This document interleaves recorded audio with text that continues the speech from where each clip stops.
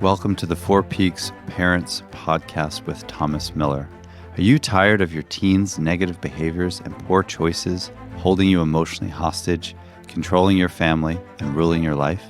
Do you feel like you're riding an emotional roller coaster every time you walk into your house? If you answered yes, then you're in the right place.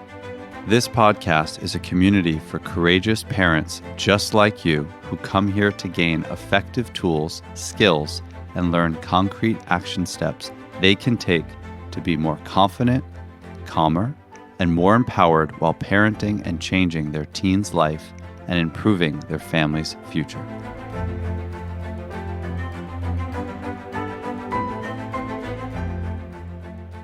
Hello, and welcome back to the Four Peaks Parents Podcast with your host, Thomas Miller. So today we are going to talk about how to talk and listen, emphasis on that word listen, to your teens about drinking and drugging, drugs and alcohol, right? A lot of times people, when they frame these conversations, they're like, how to talk to your kids about drugs, which of course we are talking, but it's really important to have that listening word in there. Today we're talking about drugs and, drinking. I've been doing this conversation, if you will, since 1999. I first began, my first internship was in 99-2000. I was in a school on Long Island. I was at a BOCES, which is like an alternative school. And then I was in another school, my internship during grad school. And then my first job right out of NYU was I was a student assistance counselor, which basically means I was like a drug and alcohol prevention counselor. However, whether you're a drug and alcohol counselor or not, if you're a parent, you got to have these conversations, right? And there's a bunch of schools of thought. And I am speaking to, obviously, a wide range of parents on this podcast, right? There's parents, of course, that might have little kids and you're like, I don't need to know this stuff yet. But believe me, you do. It's really important to understand, right, what is coming down the pike. And also, you might be a parent where you already know your kid is using, let's say, alcohol or cannabis or what have you. You might have a young adult who's struggling to step fully into adulthood. So there's so many goodies in this episode today. And please understand that I'm going to speak to parents in different places, right? One of the things that's really important to understand is that, again, if you're dealing with an 8th grader or a 12th grader, the perception of their norms shifts all the time. One of the things that's my favorite thing to do when I first get an 8th grader, 9th grader, 10th grader, whoever, let's say even a 7th grader, first session, I always ask them very open-ended questions like what percentage of kids, if it's a 7th grader, I would go more with, say, vaping, or 8th grader vaping potentially. 8th grader, I would also say, what percentage of 8th graders do you think, smoke pot or are drinking? And it's amazing, that same child within a year, right? Whatever they say, they might say, I don't know, like 10, 25, 30, 40, whatever the heck they say. Within a year or so, 9th grade, 10th grade, that same kid, if they are in fact, let's say, drinking or drugging, and again, drugging, I'm talking cannabis as well. Of course, we could talk about pills or include pills in that caveat. But they'll say everyone, which just goes to speak to how egocentric, right, they are. Egocentric meaning how what they're doing they view as synonymous with the world. And so really think about, again, how your kids' perceptions of norms, as in what, again, is normal, is going to shift. A couple quick little things that you just need to realize. Don't know what state you're in while you're listening to this, but in Massachusetts, cannabis marijuana is legal, right? So for recreational. So that changed the norms of kids that I've even treated in the last several years. I mean, you can't drive down the road that I live very close to without seeing a dispensary, right? So just understand that things are always changing. On the ballot was also psilocybin. I'm not sure how many states that was there as well for potential medicinal use and or even possible. Some states might have had even some percentage of recreational. So again, things are always changing. A couple of things just to think about, just to start with with marijuana is the landscape is different. I mean, the marijuana that you might have smoked, if you did smoke way back in the day, probably only had a THC content of about 3%. That's what it was in the 80s. Kind of crazy, right? And then it's moved to about 15% to 35% today. So that's a significant, right, difference. That is not the same weed or marijuana that y'all or your parents, right, were smoking. So we have to understand that things are shifting, things are different. So as things are shifting, we have to obviously shift, of course, right, our approach. So again, if you want to take an abstinence-only approach, meaning that your kids will never, ever, ever try substances, and that's your perspective, that's fine. You do have to realize that while I don't want you to assume that your kids are going to drink and drug and even talk about it in a normalized way, I do want you to assume that your kids are going to obviously be placed in these situations. And so as a parent, we do want to prepare our kids for when they're thrust into these situations, right? While we don't want to normalize for our children, right, that they're going to drink or drug, we again don't want to be naive, right, and not have these preparatory conversations. A lot of families that I work with, I encourage them to have little talks. When we think about the sex talk, a lot of times families will think it's like a one and done. It's much more effective to have little micro talks. Multiple reasons. Number one, your kids have short attention span theater, all right? Number two is that things are going to change. And we have moments, the car ride, the dinner table, the what have you. Remember, again, it is a talk and listen. So please ask open-ended questions. I do love almost viewing it as like a researcher in a way. So a lot of times I'll ask my kids again, what percentage of kids, right, do you think are drinking? What percentage of kids do you think are vaping? What percentage of kids in your grade, right, are smoking weed, whatever. It's really helpful to hear their perceptions. They could be spot on. They may not. A great resource for you is called Monitoring the Future Study. You can look that up. They have really good, longitudinal research where they're tracking the actual reporting from kids. Now, obviously, of course, kids on those studies can minimize, but the point is that they're pretty anonymous, and there's really good stuff. Like it'll ask questions like in the last 30 days, how many times have you done this? Things about blackouts, all kinds of different questions. A blackout, by the way, in case no one doesn't know, that's in terms of drinking, is when someone's blood alcohol content, I find this very interesting. You could fact check me. I think it is 0.12 off the top of my head or 0.13. That just means that their blood alcohol content has reached beyond that level and now their working memory has gone offline. So they're not obviously basically cataloging these memories anymore.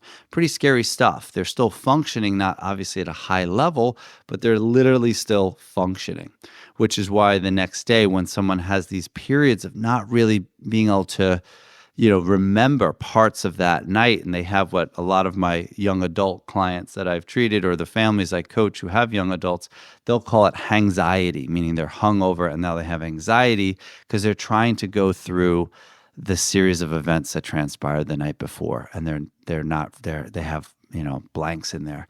Pretty scary stuff, right? That's really drinking, really, right, at a binge drinking level and getting themselves into some problems. So ask questions, again, not only about percentages of the kids around them, but really try to feel out how normalized is their world. One question I love asking any client, teen, tween, definitely young adult, is what constitutes too much? If I know that a young adult is coming into my practice because they are, already engaging, I'll ask them what constitutes too much because they'll never get that brain back, right? So you got to understand that as people are increasing tolerance for the drug, they're also increasing tolerance for their own behavior. And if they're surrounding themselves, unfortunately, with people who are locked in the same progressive process, they're also going to be normalizing their behavior. So that tolerance is going to increase. They're going to now be going into more significant problems. They're going to now be minimizing, rationalizing. et cetera, et cetera. So we'll never get that back. And one of the things that fascinates me, particularly about teens and young adults, and even adults, is they'll say, well, what constitutes too much is a DUI or getting arrested. They're picking the most extreme natural consequence there is. So it's helpful to say, okay, so it sounds like these bigger issues need to happen before you would think like this is problematic. But with your own kiddo, right, you can push in, has anyone ever like drank too much around you and then had some regrets the next day? Has anyone ever like posted something under the influence? Has anyone ever, whether it's an image, whether it's something on Snapchat, whether it's Instagram, has anyone ever engaged in a choice they didn't want to have happen, right? Has anyone ever lost control and then faced social consequences? So with teens, the social world is a really great place for you to explore and use, right, as a reference.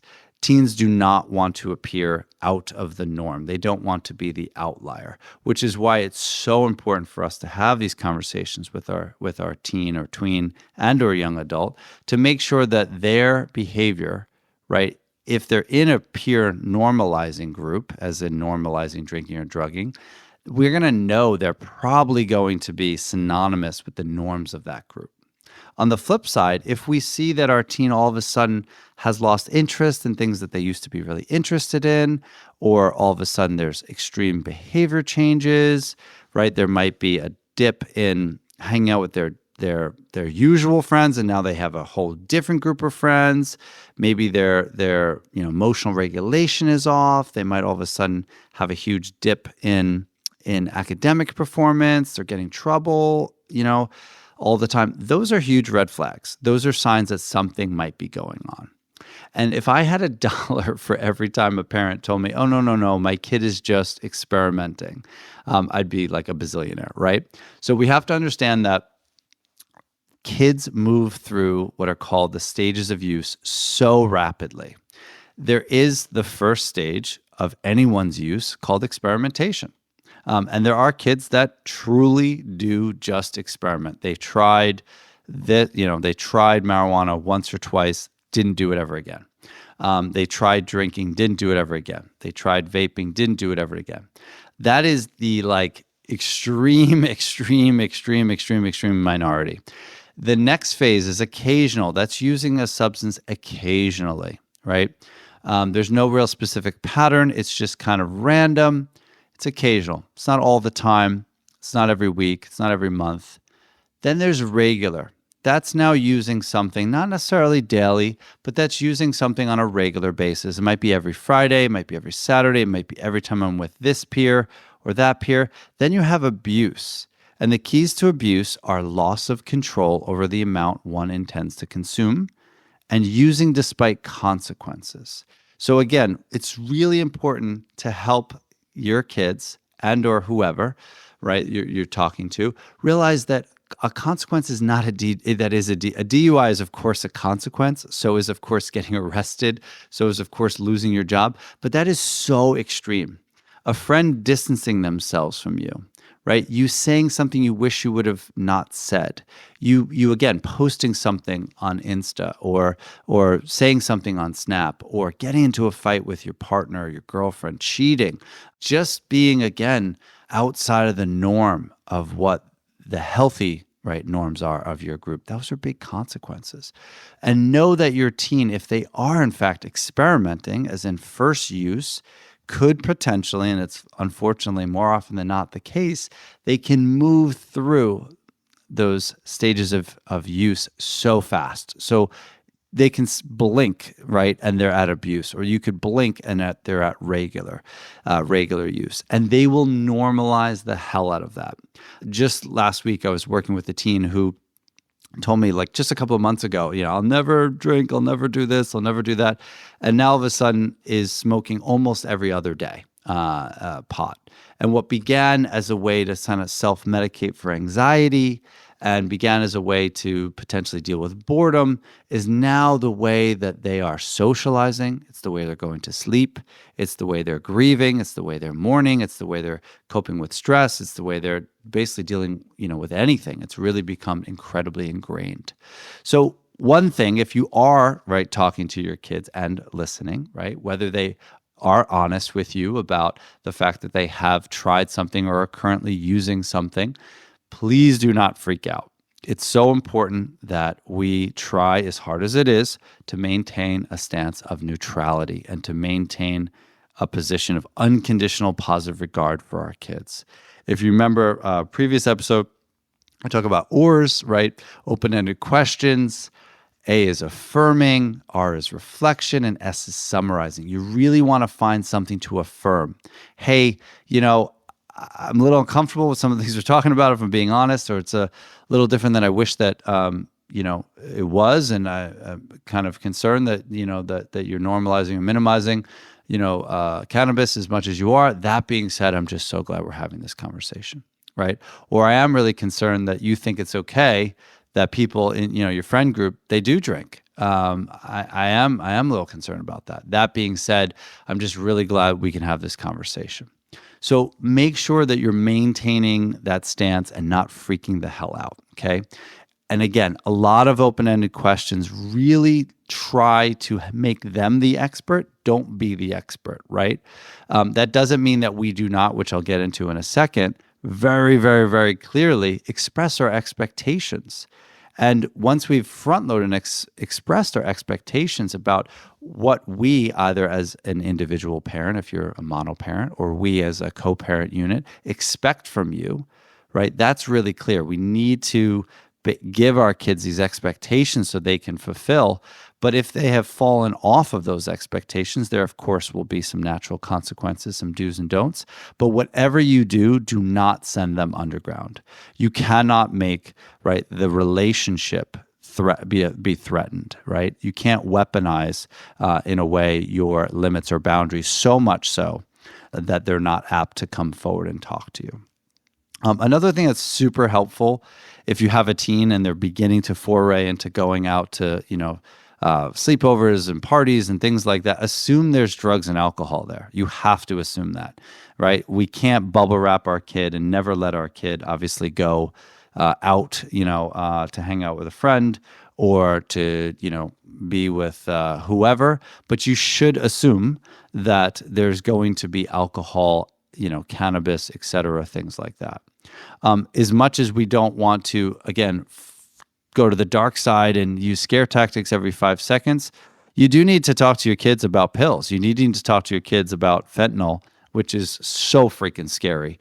There's a kid that had unfortunately overdosed in a nearby town, and that was a fentanyl-laced Percocet. And that is just brutal, absolutely brutal. And, fentanyl and its derivatives are, oh my God, dozens to thousands of times stronger than oxycodone and Percocet. And, this fentanyl is found in so many different, pills as well, even including at times cocaine. So these things are scary, okay? So I trust me, if anything scares me, it's pills and overdosing and drinking and driving, right? So we're dealing with really scary stuff. That being said, right, we really have to try to earn trust with our kids. The other thing, I hate to say it, but we do have to be truthful, right? We don't want to instill fear. We just want to be truthful and honest about what's out there, what's the landscape, and what we think, potentially the dangers are. And the other reality, as much as I know parents don't want to accept this, we can't prevent our kids from ever doing drugs, like in its entirety, right? We could do everything in our power to beef up protective factors and to mitigate and decrease risk factors. But there are times that, depending upon where you all are in your parenting journey and or what is the reality of, particularly if you have a college-age kiddo, right, that maybe our role needs to be more on the harm reduction side. So again, I'm not speaking out of two sides of my mouth, just trying to help you grab something from this talk today that can be helpful for your particular conversation. So let's have multiple little talks over these big, big, big talks. Let's keep them short. Let's keep them conversational, right? Let's keep them frequent. You got to have a goal. You got to have a goal. Again, like I said earlier, you really want to make sure that the goal of the conversation is to solicit their input and feedback and to gargle their perspective on this topic and to really understand what are the factors that they're facing, like what are the norms of their friends. A question I ask all the time when I'm working directly with a client, teen, tween, young adult is, do you think you drink more than your friends or less than your friends? And then if there's heterogeneity there, that's kind of cool. Like, oh, cool. Like, so wow, you're saying that like you don't smoke pot and yet your friends are like, grinding Fortnite while they're all like, blazed out of their minds. How do you handle that? That's like insane, amazing. Like, kudos to you. Do you think that might be like a risk factor though? Do you think that might wear on you and eventually it's a matter of time before you just like try that? Or how does that work? Or do you need to like distance yourself from that friend, right? Or another question is, have you ever been annoyed by your friends, right, based on their behavior? Or have they ever annoyed you because they're like, bro, you're always like, faded, right? Or you're always like checking out. Those are helpful things. And you want to, again, create discrepancies between your child's use and or again, what they deem to be quote unquote normal. We really want to push them toward healthy, right choices and beef up those protective factors. You want to build up your child's strategies too for being able to avoid underage drinking, right? Or substance use in general, and give them, basic tools that they can utilize so that they can focus on what is their why, what is their mission, and not deviate and kind of relegate themselves to just what is the status quo. Know that things are going to change, like I talked about. If you see something, say something. That's my favorite thing. After 9/11, there were signs everywhere that said, if you see something, say something. And it was in referencing to basically if a bag was left at a restaurant, right, to keep us all in a good way, a little keyed up and a little on edge and a little bit more hyper vigilant. I had a client several years ago who came into my office who had like a weed hat on and like a weed necklace and like a weed shirt on. And I was like, hey, buddy, I was like, do you smoke pot? And he's like, bro, oh my God, you're so good at your job. How'd you know that? It's like this kid like thought every day was 420. So how that parent, right, is not, aware of that and cued in, to what's going on there. And again, don't assume that pot is benign. Is not. I mean, I don't have enough time to dork out on all the research here. There's tons of research out there. SAMHSA is a great website to dive into, SAMSHA, as is NIDA, NIDA.org, I believe it is, or .com. Great website. You can really look at, again, the perception of teens' use, as well as exactly what the actual certain percentages are. Another thing I always encourage parents to do is to have a code word, right? Like they could be at a party or they maybe even lied to you and we're supposed to be at so-and-so's house and then they bounced and they wound up somewhere else. Have a code word that's like shit's getting real, and they need to be picked up. And as much as you're, could be flip shit about it and maybe, there are some consequences the next day, you went and saved their life, right? And that's the most important thing, is that they always need to be able to know that they can reach out to you and that never, ever will that opportunity or that lifeline be closed down. Really, really, really listen to your kid. Also, if your child tells you they're struggling, you got to support them. A lot of families, have brought their teens or young adults, especially to me, over the years, and I'm an outpatient therapist, and unfortunately, they needed a higher level of care. And had they come to me sooner and been more proactive, we might have been able to get a lot more work done. So motivationally, that's another thing that therapists always look at is how ready is this person for change? Sometimes, unfortunately, that young adult or that teen is not sick and tired of being sick and tired yet, and they might still be pre-contemplative as opposed to contemplating change, or they might actually be preparing, or they might actually be ready to take action and make some changes in reference to their substance use. Unfortunately, kids need to experience a bunch of natural consequences usually before they realize, oh shoot, right? I gotta make some changes and redirect things. There was a lot in here today. A lot in here today. The key takeaways: don't use scare tactics. Don't only focus on abstinence only, but at the same time, do clearly articulate your expectations are that they not use alcohol or drugs, and that they definitely don't use in your house. If in fact that's happening, again, explore that with them. Have open-ended questions. Little talks, multiple little talks as opposed to the big talk. Oh, one last thing parents get tripped up on all the time. If your kid asks you, have you ever used drugs or drinking? My policy is you should be honest. That doesn't mean you disclose every little thing and bust out, the photos and start telling them every little thing.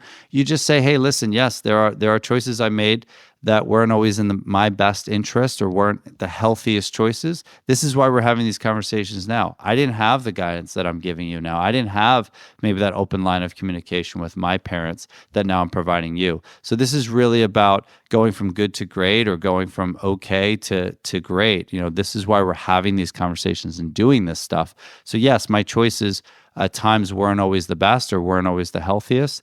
And I'm not going to sit here and tell you I've never done anything because I'd be a hypocrite. But I also don't need to get into every little thing, because at the end of the day, what I did doesn't have to be what you did. And let's focus on what your aspirations and or goals and or dreams are. And let's look at how drinking and or drugging is going to take you off mission of those things. And I want you to achieve what you want to achieve. So let's focus more on you. So as hard as it is to not freak out if your kid's like, yeah, I smoke weed, right? I'll just use weed for a second. Is there some medicinal benefit to marijuana? And the answer is actually yes. The problem is, though, depending upon the age of your kid, we're dealing with an emerging brain. So if my 28-year-old comes to me and tells me that after being present all day at work, and they have a whatever job, they're highly productive, and they're launched from my house, and then they come home and they're present with their partner, and they leverage their 5 to 9 really well. They go to the gym, and they don't actually love their job. Let's make it that way. So they're also now spending an hour or so on LinkedIn, and they're maybe doing some stuff on Indeed, and maybe they actually have a side hustle and they're trying to get their, let's say, landscaping business off the ground as well. And they then smoke, a joint. And I'm talking like 3, 4, 5 pulls of a joint, even two to 5. Let's go 2 to 5. And they watch a Kevin Hart, thing, and they go to bed.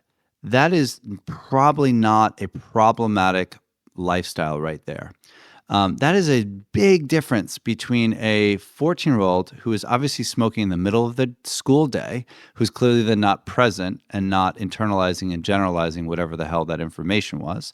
They're then smoking at, say, 2 to 5 o'clock, which is when kids, by the way, do drugs, FYI parents. This is why, while we don't want our kids to be overly scheduled and be involved in 72,000 things, we definitely want them to be involved in something from 2:30 to 5:30, because that is when tweens and or teens do drugs.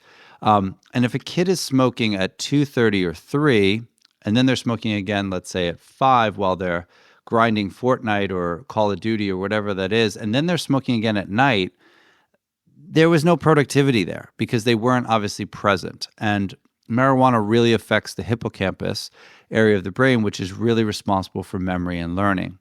But also, my big problem with marijuana, and this is what I talk to young adults about all the time, and again, if I ever freaked out, was like, oh my God, reefer madness, this is the devil's lettuce, I would lose them in a second.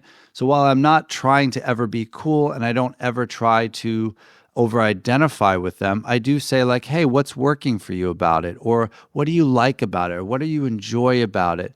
And they'll say, it helps me relax. The problem is that most of them, even an over-identified 420 kid who might be even oppositional, I will get them to admit that over time they have lost drive and motivation, and it has created apathy for them.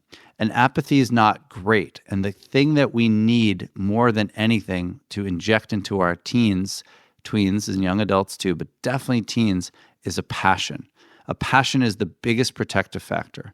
And passion creates more passion, whereas apathy creates more apathy. So you can always come at your kiddo from that perspective, that like, hey bro, I get it. Like, you want to be an entrepreneur and you're not like the most traditional learner, and I get that, and you're bored as, bored AF, and you really want to, do this awesome stuff, and you got this cool drop shipping thing, or you're going to do this like whatever thing that you saw on Instagram.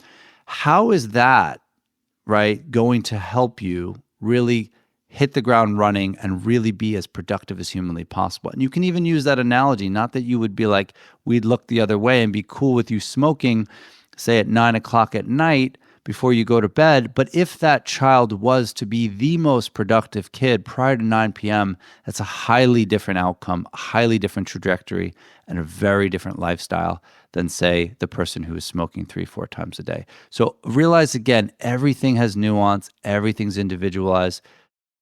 So I hope this was helpful here. Again, this is just a quick little, deep dive into how to have these conversations. Please, again, just remember it's better to have dialogue than no dialogue, and don't think you have to be the expert. Be prepared for the conversation to change. Continue to have these conversations, and each one teach one. Have a great day. Be well. Bye.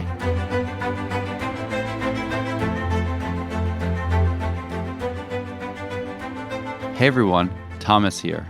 First off, it means the world to me that you took the time to listen to my podcast. Thank you from the bottom of my heart. Also, if you want to receive the latest podcast updates as well as expert parenting tips and practical strategies for navigating your teens' challenges directly in your inbox, then sign up for my mailing list. The link is in the description.